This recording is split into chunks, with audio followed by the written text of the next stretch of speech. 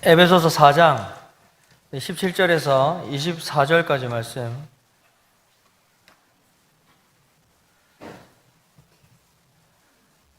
에베소서 4장 17절에서 24절까지 말씀 제가 봉독해 드리겠습니다. 그러므로 내가 이것을 말하며 주 안에서 증언하노니 이제부터 너희는 이방인이 그 마음에 허망한 것으로 행함같이 행하지 말라. 그들의 총명이 어두워지고 그들 가운데 있는 무지함과 그들의 마음이 굳어짐으로 말미암아 하나님의 생명에서 떠나 있도다.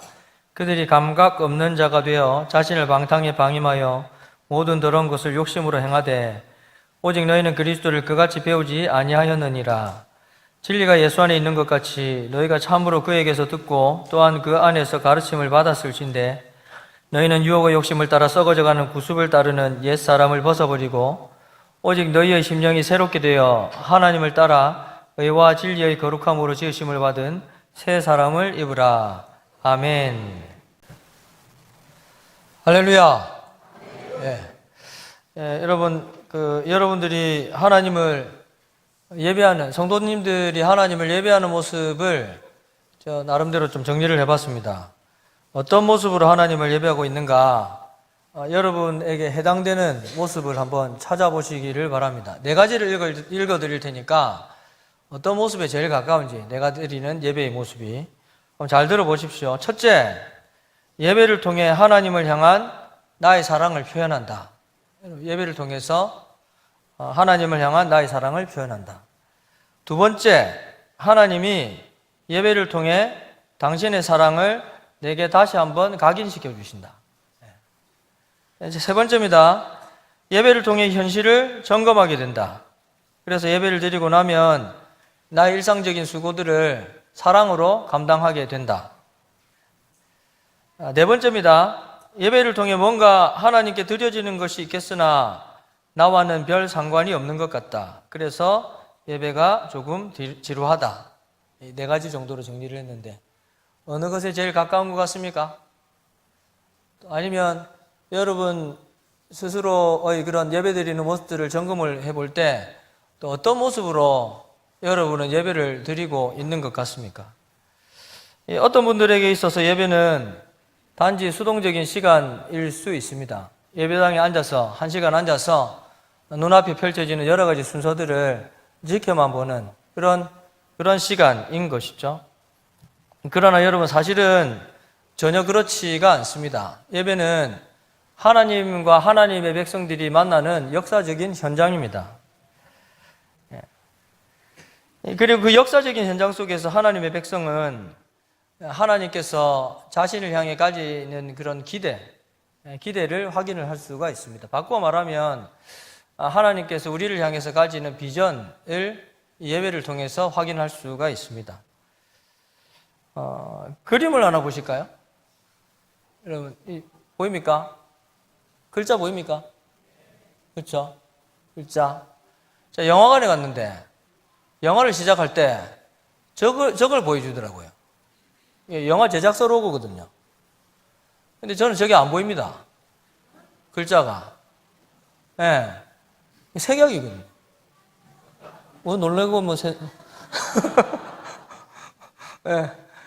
살아가는데 아무런 지장은 없으니 별 걱정 안 하셔도 되는데 안 보이더라고요. 순간 딱 보는데 글자가 안 보이는 거예요. 근데 이제 집사람하고 물어보니까 이게 마블 해가지고 영화 제작사. 여러분, 우리가 하나님께서 기뻐하시는 예배를 드리는 것은 이제 우리가 성도로서 우리의 삶을 향해서 가지는 잘못된 시각이 있을 수 있는데 그 잘못된 시각을 고치는 시간일 수가 있습니다. 우리가 예배를 하나님께 바로 드린다면, 하나님께서 기뻐하시는 예배를 드린다면 그 예배는 삶을 바라보는 우리의 시각이, 잘못된 시각이 교정될 수 있는 그런 시간이다라는 것이죠. 왜냐하면 예배는 말씀드린 것처럼 하나님께서 우리를 향하여서 가지신 기대, 특별히 우리가 하나님의 백성으로서 어떻게 살아야 되는지에 대한 하나님의 마음, 그걸 확인할 수 있는 시간이기 때문에 그렇습니다. 이 예배를 통해 가지고 그런 우리를 향한 하나님의 기대가 고스란히 드러나는 것이죠. 결국 여러분, 우리가 하나님을 진정으로 예배할 때 삶에 대한 우리의 태도는 더욱 예리해지고 또 분명해지고 정확해질 수가 있습니다. 오늘 본문에서 바울은 이제 이 옛사람의 모습을 적나라하게 소개를 하고 있습니다. 그것은 에베소 교회 성도들이 예수님 만나기 전의 모습이고 마찬가지로 우리가 예수님을 만나기 전의 모습입니다. 17절부터 읽었는데 17절 여러분 보면 뒷부분에 이제부터 너희는 이라고 하는 부분 있죠. 보이십니까? 이제부터 너희는 하면서 이방인이 이러면서 19절까지가 옛사람의 모습에 대해서 설명하고 있는 부분입니다. 여러분 이해를 돕기 위해 가지고 이 부분을 공동번역 성경의 본문으로 읽었으면 하는데 화면에 이제 공동번역 성경입니다. 이 부분을 그렇게 번역하고 있는데 같이 한번 읽었으면 좋겠습니다. 같이 한번 읽어보겠습니다. 이제부터 여러분은 이방인들처럼 살지 마십시오. 그들은 헛된 생각을 하고 마음이 어두워져서 하나님께서 주시는 생명을 받지 못할 사람이 되었습니다. 그것은 그들이 무지하고 마음이 완고하기 때문입니다. 그들은 도덕적인 감각을 잃고 제멋대로 방탕에 빠져서 온갖 더러운 짓을 하고 있습니다. 이게 옛사람의 모습입니다. 22절 말씀에서도 옛사람의 모습을 소개하고 있는데 22절 말씀 보면 이제 유혹의 욕심을 따라 썩어져가는 구습을 따르는 옛사람 이렇게 표현을 하고 있습니다.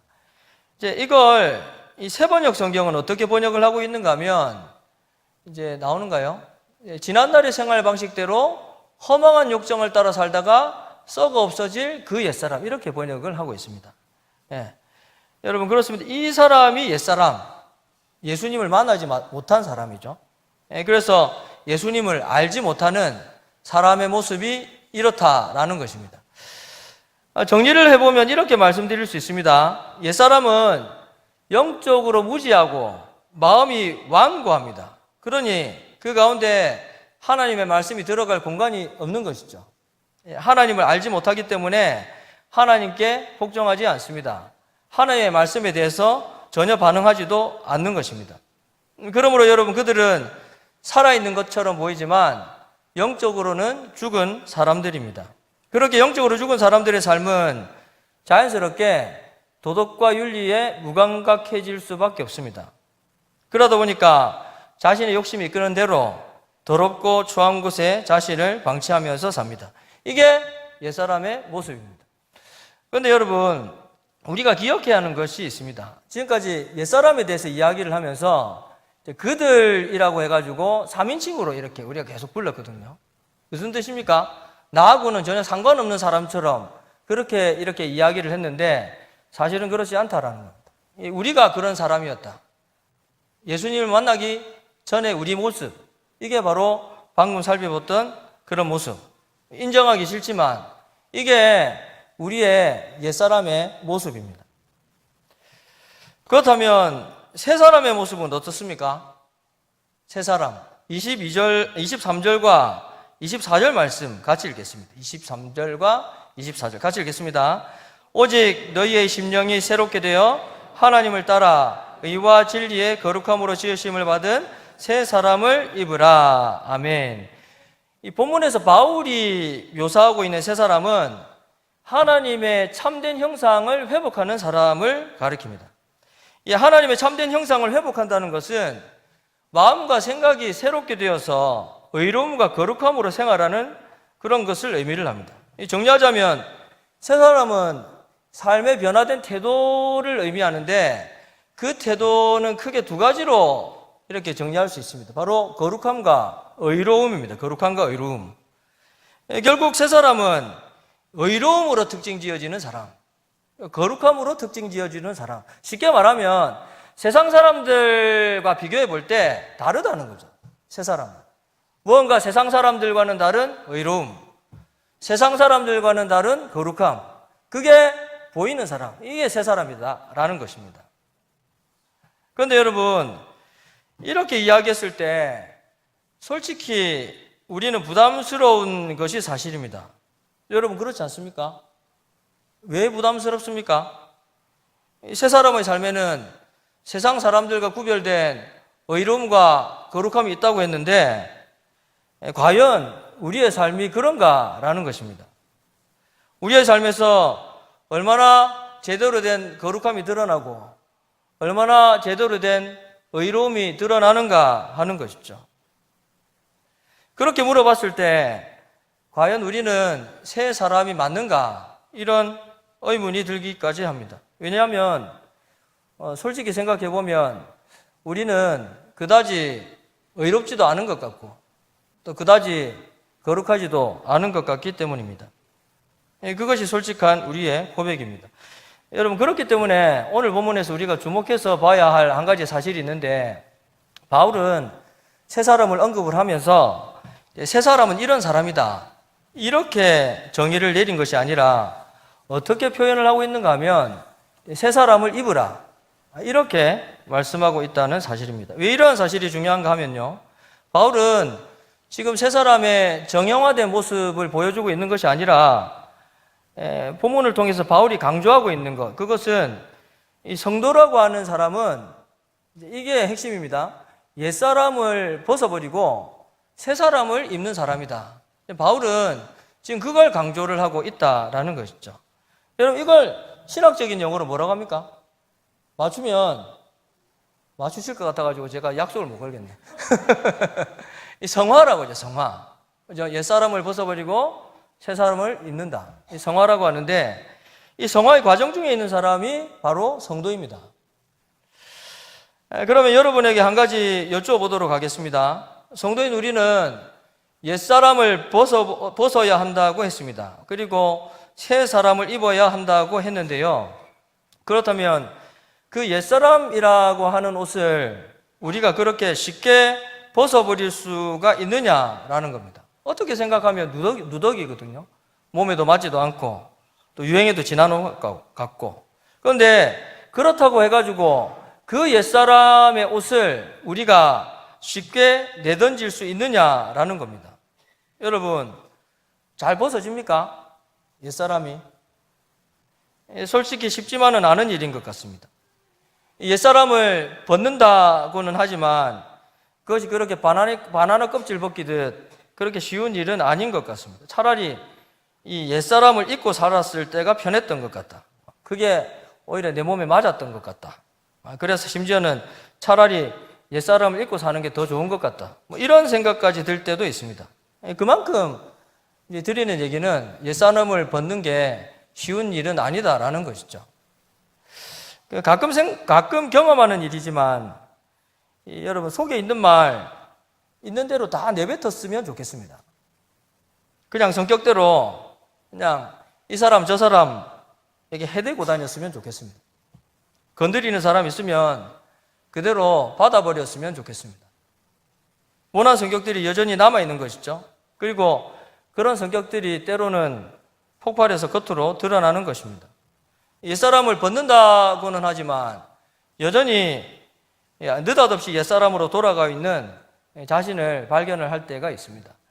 이제 운전하시는 분들 경험하는 또 뭐 일이겠지만 운전할 때 좀 그런 경험들이 있잖아요. 저도 제 집사람 이제 같이 타고 가면 항상 집사람한테 이제 꾸중 듣는 게 꾸중 듣는 게 좀 이상한데 어쨌든 예, 항상 이렇게 운전 좀 이상하게 하고 오면 이런 사람들 만나지 않습니까? 그러면 막 이렇게 막 요즘은 그러지 않죠. 막 이런 거 욕하고 막 예.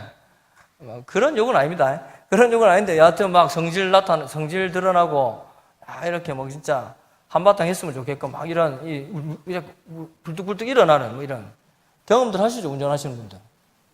그렇죠? 예, 그런 옛사람의 모습들이 좀 그럴 때 보면 여전히 남아 있는 것 같습니다. 그런 까닭에 하나님은 여러분 우리가 더욱 그랬으면 하는 바람을 가지시는데 그게 뭐겠습니까? 옛사람을 벗는 것이죠. 여러분, 벗었다면 이제 어떻게 해야 되겠습니까? 벗었으니까 벗은 채로 있으면 안 되잖아요. 입어야 되죠. 새 사람을 우리가 입는 것을 기대하십니다. 이것이 우리를 택하시고 자녀로 부르신 하나님께서 우리를 향하여서 가지신 기대입니다. 성도가, 하나님의 자녀가 옛사람을 벗어버리고 새 사람을 입는 것, 하나님께서 우리를 향해서 가지신 기대입니다. 아이가 태어나가지고 1년쯤 지나면 부모는 그 아이가 걷는 모습을 기대를 하죠. 가지고 아장아장 걷기라도 하면 너무나 당연한 일인데 그게 그렇게 좋다고 막 기뻐하지 않습니까? 그 아이가 초등학교 들어가면 이제 초등학생으로서의 모습을 기대합니다. 친구들과 잘 사귀고 또 건강하게 지내고 좀 덤으로 좀 될 수만 있으면 공부도 더 잘하면 좋고 뭐 그러면 부모는 또 이렇게 막 기뻐하죠. 그 아이가 이제 중학생이 됩니다. 중학생이 되면 중학생으로서의 모습을 기대합니다. 좀 꿈이 조금 더 구체적으로 이렇게 좀 발전을 하고 그 꿈을 위해 가지고 조금 더 부지런하게 준비하고 이런 모습 보면 또 부모로서 또 기쁘죠. 계속 할 수 있습니다. 예. 뭐 고등학생, 대학생, 전 계속 할 수 있는데 여러분 왜 제가 이 얘기 드리는지 이해하시겠죠? 부모가 자식을 향해서 기대를 가지는 것처럼 영적인 아버지가 되시는 하나님은 동일하게 우리를 향한 기대를 가지고 있습니다. 그 기대가 무엇입니까? 바로 옛사람을 벗어버리고 새 사람을 입는 것입니다. 끊임없이 옛사람을 벗고 끊임없이 새 사람을 입는 겁니다. 여러분, 본문을 좀 원문으로 보면 22절에 옛사람을 벗어버리고 했고 24절에는 새 사람을 입으라 이랬거든요. 이 벗는다, 입는다 이 말은 원문으로 보면 부정과거 시제로 되어 있습니다. 헬라어에서 부정과거 시제는 뭐 이렇게 좀 대표적인 기능은 이렇게 단회적인 사건 이거를 이야기를 하거든요. 근데 본문은 그런 의미가 아닙니다. 본문에서 사용된 부정과거 시제는 결단을 촉구하는 겁니다. 옛사람을 벗어라, 새 사람을 입어라, 결단을 촉구하는 겁니다. 그러면서 23절에 보면 심령이 새롭게 되어 이렇게 말하고 있거든요. 심령이 새롭게 되어. 여기는 현재입니다. 현재는 뭔가 하면 계속 진행되는 일이에요. 반복적인 일. 그러니까 결국 이걸 연결시켜서 생각해 보면 바울은 지금 성도들에게 무엇 이야기를 하는가 하면 결단함으로 말미암아 옛사람을 벗고 결단함으로 말미암아 새 사람을 입는 그 일들을 매일 행함으로 말미암아 새롭게 변화되는 그러한 삶들을 살아야 된다. 바울은 지금 그걸 이야기를 하고 있는 겁니다. 그게 우리를 향한 하나님의 기대라는 것이죠. 그러면 여러분, 이 우리를 향한 하나님의 이 기대는 예배와 어떤 상관이 있겠습니까? 지금 이 기대를 계속 말씀을 드렸는데 이 기대는 예배와 어떤 상관이 있겠습니까? 설교를 시작하면서 말씀드린 부분입니다. 우리는 예배를 통해서 우리를 향한 하나님의 기대를 확인할 수 있습니다. 하나님의 기대가 무엇인지, 우리를 향한 하나님의 비전이 무엇인지 예배를 통해서 발견할 수 있는 것이죠. 여러분 잘 아시는 로마서 12장 1절 2절 말씀 같이 한번 읽어볼까요? 로마서 12장 1절 2절 같이 읽겠습니다. 그러므로 형제들아 내가 하나님의 모든 자비하심으로 너희를 권하노니 너희 몸을 하나님이 기뻐하시는 거룩한 산 제물로 드리라. 이는 너희가 드릴 영적 예배니라. 너희는 이 세대를 본받지 말고 오직 마음을 새롭게 함으로 변화를 받아 하나님의 선하시고 기뻐하시고 온전하신 뜻이 무엇인지 분별하도록 하라. 아멘. 여러분 예배와 삶이 분리되지 않는다는 겁니다. 그 변화된 삶의 시작이 뭐다? 예배다. 이걸 지금 이야기를 하는 거예요. 여러분 혹시 오늘 설교의 제목을 기억하십니까? 아십니까? 예배에 나오죠. 예배, 심표하고 변화된 삶의 시작 이겁니다. 변화된 삶을 얘기를 했는데 무엇을 말합니까? 우리가 옛사람을 벗고 새 사람을 입는 것을 이야기를 합니다. 그리고 그 변화된 삶의 시작이 무엇이라고요? 그게 예배라는 겁니다. 예배. 그러므로 여러분 우리는 예배를 통해서 우리를 향한 하나님의 기대 계속 말씀드리지만 우리를 향한 하나님의 비전을 발견할 수 있습니다. 기대를 확인했잖아요. 예배를 통해서. 어떻게 합니까? 세상에 나가가지고 하나님이 그 기대를 만족시키기 위해 가지고 몸부림치는 거죠. 여러분 예배와 삶은 분리되지 않습니다. 왜 우리가 예배를 잘 드려야 되는지, 왜 우리가 성공적인 예배를 드려야 되는지 이유는 여러분 분명해졌습니다. 우리가 변화된 그리스도인답게 살기 위해서입니다. 성화를 이루는 그리스도인답게 살기 위해서입니다. 그러기 위해서 우리는 예배를 잘 드려야 하고요. 그 예배 속에서 우리를 향한 하나님의 기대를 정확하게 확인할 수 있어야 합니다. 사랑하는 성도 여러분, 여러분이 최근에 드린 예배, 오늘 오전은 너무 가까우니까 최근에 드린 예배를 한번 떠올려 보시기를 바랍니다. 여러분은 그 예배를 통해서 하나님이 어떤 기대를 여러분 확인을 하셨습니까? 예배를 드릴 때 하나님이 어떤 마음, 나를 향한 하나님이 어떤 마음을 확인을 하셨습니까? 계속해서 생각해 보시기 바랍니다. 그렇다면 그 예배는 여러분의 삶에 어떤 영향을 미쳤습니까? 여러분의 직장 생활에서 동료들을 대할 때, 아니면 가정에서 남편을 대하거나 아내를 대하거나 아니면 자식들을 대할 때, 또 그것도 아니면 교회에서 지체들을 대할 때 그 예배는 여러분들에게 어떤 영향을 미쳤느냐라는 것입니다. 만일 예배가 여러분의 삶에 어떤 영향도 미치지 못했다면 여러분 죄송한 표현입니다만은 여러분은 하나님 앞에서 제대로 된 예배를 드리지 못한 것입니다. 죄송한 말씀입니다만 어떤 의미에서 그 예배는 실패한 예배입니다. 여러분 기억하십시오. 예배는 어떤 추상적이고 형이상학적인 그런 시간이 아닙니다. 예배는 현실이고 우리의 삶 자체입니다. 예배는 옛사람을 벗어버리고 새 사람을 입는 성도의 변화된 삶이 시작되는 시간, 이게 예배입니다. 그런 예배를 우리가 성공적으로 드리지 못한다면 여러분 결국 우리의 삶마저도 실패할 수밖에 없다는 것이죠. 예배에 실패한다, 우리의 삶도 실패하는 것입니다. 그런 이유로 성도는 성공적인 예배, 성공하는 예배를 드려야 합니다. 말씀을 마무리를 하면서 영어 공부를 좀 한번 해보도록 하겠습니다. 말씀을 마무리를 하면서 영어 단어가 2개가 나오는데 제가 읽어드리지는 않겠습니다. 발음이 안 좋기 때문에. 그래도 여러분 이게 히스토리컬, 첫 번째 음절에 강세가 있습니다. 공부하신 지 오래되셨으니까 좀 옛날을 떠올리면서 이 두 단어인데 우리나라 말로는 같이 번역됩니다. 동일하게 역사적인, 같이 위에 히스토리컬도 역사적인, 밑에 히스토릭도 역사적인, 동일하게 역사적 이런 뜻입니다. 근데 우리말로는 같이 번역이 되는데 의미는 완전히 다릅니다. 어떻게 다른가 하면 위에 히스토리컬은 그냥 있었던 일, 있었던 사건, 그러니까 나한테 어떤 의미나 중요성 이런 것들을 주지 못하는, 그게 히스토리. 저 영어 선생님이 있어가지고 좀 갑자기 보니까 좀 긴장이 되는데 그런 뜻이고, 밑에 히스토릭은 나한테 어떤 중요한 의미를, 영향을 주는 그런 뜻입니다. 진짜 맞죠? 대답하시죠. 네, 맞습니다. 맞다.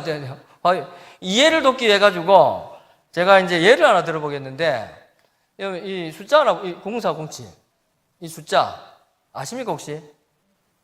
모르시죠? 모르실 수밖에 없는 게 제 핸드폰 뒷번호입니다. 제 핸드폰 뒷번호. 0407 이 번호는 여러분들 폰에 저장되어 있는, 안 되어 있는 분들도 있을 수 있겠지만 여러분 폰에 저장되어 있는, 어떻게 보면 이 번호는 여러분들한테는 히스토리컬한 그 번호예요. 이해가 되십니까? 그런데 이 번호는 저한테는 히스토리컬한 번호입니다. 왜냐하면 0407, 4월 7일 집사람한테 프로포즈 했거든요. 네. 그래가지고 제가 휴대폰 번호를 0407 히스토리. 그러니까 저한테는 히스토리컬이 아니고 히스토리, 역사적인, 네, 그런 거죠. 여러분들한테는 4월 7일이 아무런 의미가 없겠지만 저한테는 히스토리. 네, 한번 여러분 여쭤보겠습니다. 이 얘기 드리려고 하는 건데, 만일 우리가 예배의 자리에 그냥 앉아만 있다가 간다면 그 예배는 여러분 우리에게 히스토리컬한 예배가 될까요? 히스토릭한 예배가 될까요? 그렇죠? 히스토리컬한 예배가 되는 겁니다.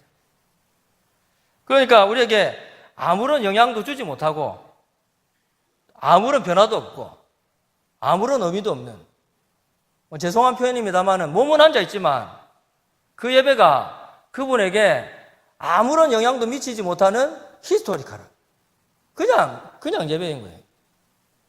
근데 여러분, 하나님께서 우리를 예배의 자리로 부르실 때, 그렇지 않습니까? 하나님께서 우리를 불러주셨기 때문에 이제 예배의 자리에 앉아 있는 줄 믿습니다. 그런데 예배의 자리로 부르실 때 하나님께서 우리에게 히스토리컬한 예배를 드리려고 불렀겠습니까? 여러분, 그렇게 앉아 있습니까? 그 예배 드리려고 하나님께서 부르신 게 아니잖아요. 그렇지 않습니까?